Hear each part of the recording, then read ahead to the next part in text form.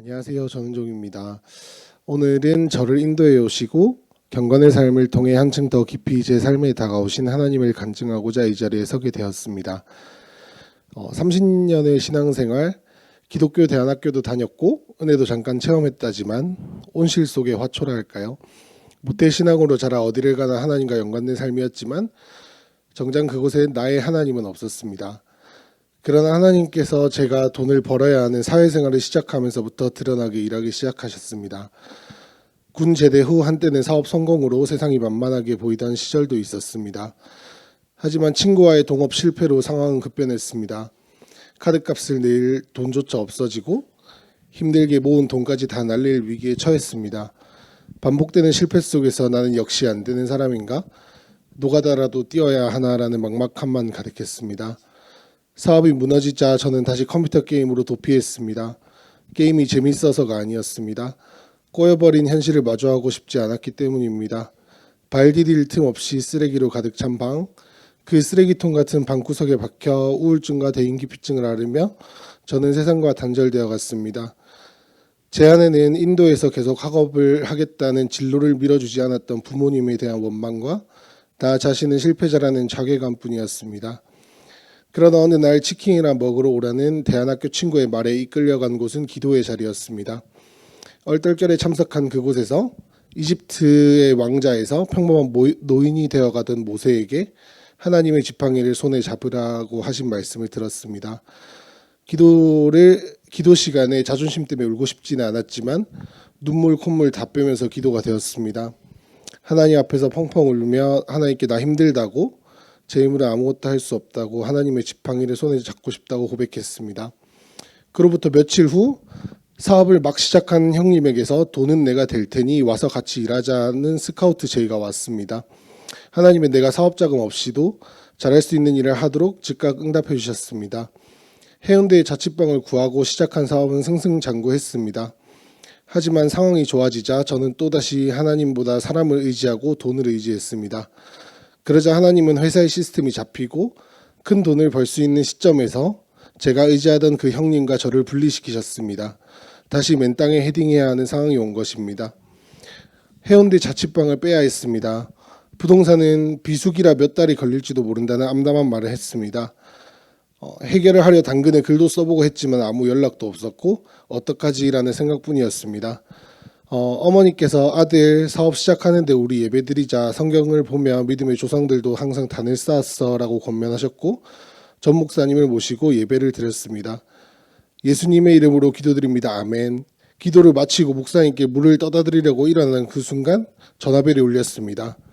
방을 보겠다는 부동산의 연락이었고 불과 10분 뒤 계약금이 입금되었다는 전화를 받았습니다. 그때 저는 확신했습니다. 우연히 반복되면 필연이다. 하나님은 진짜로 살아계시는구나. 그 전화는 방이 나갔다는 전화가 아니라 망치로 머리를 한 대 맞은 느낌에 하나님은 실존하신다는 믿음의 선물을 받은 전화였습니다. 전영욱 목사님께서는 제게 큐티책을 선물해 주셨고 제가 이 말씀을 드리니 하나님이 은종 형제를 많이 사랑하시는가 보다라고 하셨습니다. 그 말이 계속 제 머릿속을 맴돌았고 정말 그러한가라는 생각이 들었습니다. 하나님을 더 알고 싶어졌습니다. 전 목사님의 마지막 성경 공부인 경건의 삶을 신청했습니다. 신청하겠다고 어머니께 말씀드린 바로 그날 큰 고객들과의 계약을 성사시키며 하나님은 저와 함께 하신다는 확신을 다시 한번 주시는 것 같았습니다. 경건의 삶을 하면서 정말 좋은 훈련들을 받았습니다. 훈련을 받으면서 하나님은 정말 인격적이시고 사랑이 많으신 분이라는 것을 느꼈습니다. 묵상의 훈련을 통해 하나님의 말씀을 매일 듣고 있습니다. 부모님이 해준 게 없다고 말하는 사람들을 보며 아무리 그래도 부모님인데 어떻게 그럴 수 있나 생각했던 다음 날이었습니다. 왕으로 태어났지만 엄마를 잘못 만나 멸망의 길로 간 왕의 큐티 본문을 통해 하나님은 부모라고 다 같은 부모가 아니란다. 너는 좋은 가정에 태어난 것이 아니겠니? 네가 그들에게 사랑을 전달해 주지 않겠니? 라고 말씀하셨습니다. 또 하나님은 자연을 통해서도 말씀하십니다. 비닐봉지에 들어있는 빵을 열심히 꺼내 먹는 까마귀를 보고 있을 때 하나님은 하늘에 나는 새를 내가 먹이긴 먹여도 쟤도 저렇게 열심히 꺼내 먹지 않느냐. 너도 좀 더 열정을 내거라 하셨습니다. 또 예배의 훈련을 통해 하나님의 사랑도 알게 하셨습니다. 김승준 목사님의 베드로 설교를 들은 날 저는 하루 종일 제 자신에게 속이 상해 있었습니다. 사업의 성공만 기도드린 것은 아닐까. 내가 오병이어의 기적을 경험하고도 빵만 찾았던 군중처럼 하나님을 내 이득만을 위해 믿었던 건 아닐까 하는 생각 때문이었습니다. 말씀을 듣고 속이 상해 우울했던 적은 처음이었습니다. 하지만 하나님은 저에게 위로해 주셨습니다. 오히려 고맙다고 하셨습니다.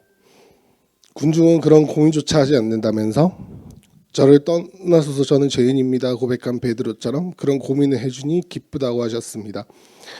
하나님은 저를 그렇게 따뜻하게 안아주셨고 제가 하나님을 사랑하고 싶어하는 마음 하나에 크게 기뻐해 주셨습니다.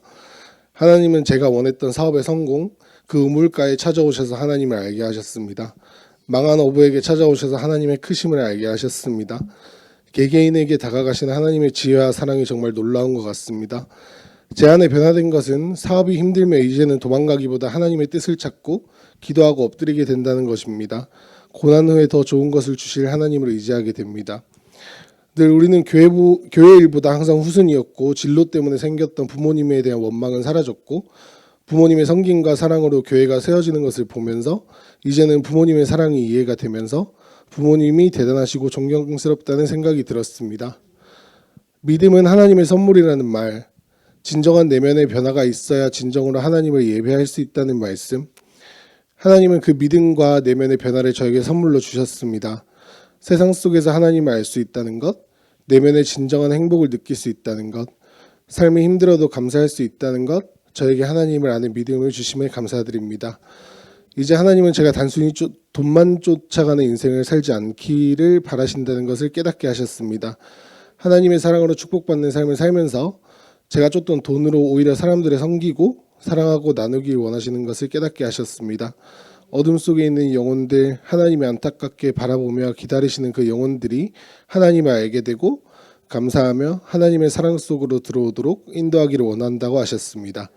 그런 삶을 살 때 필요한 모든 것들은 채워주신다고 말씀하셨습니다. 우울증에 걸려 쓰레기 더미 속에 살며 현실을 도피하던 실패자, 어둠 속에 있던 제 인생에 하나님은 찾아오셔서 함께해 주셨습니다. 하나님의 사랑과 크심을 알게 하시고 이제는 부모님의 하나님이 아니라 저는 종의 하나님, 나의 하나님을 알게 하셨습니다. 저는 할 수 없지만 하나님의 지팡이를 들고 하나님의 마음으로 남은 인생을 살고 싶습니다. 끝으로 제가 힘든 순간에 몇 번씩이나 불러내 주셔서 섬겨주시고 좋은 말씀해 주신 두만강 목장의 정문현 목장님과 안인숙 목녀님, 현재 태국 목장 식구들, 부모님, 목사님들, 여러 성도분들에게도 감사드립니다. 이 모든 영광을 하나님께 올려드립니다. 하늘의 복 많이 받으세요.